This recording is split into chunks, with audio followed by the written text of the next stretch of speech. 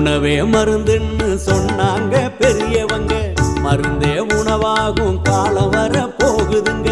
நொறுங்க தின்னாக்க நோயோடி போகுமுங்க, பொருந்த சொன்னாங்க பொறுப்பாக கேட்டுக்கங்க.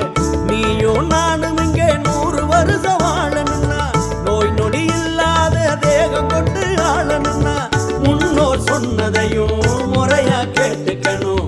முதன்மை தேகம் ஒண்ணு தலையில போட்டுக்கணும். பாட்டி வைத்தியமும் நாட்டு சமையலும் நாக்க உற வைக்கும் வீட்டு கைமணம். ஆறு சுவைகளை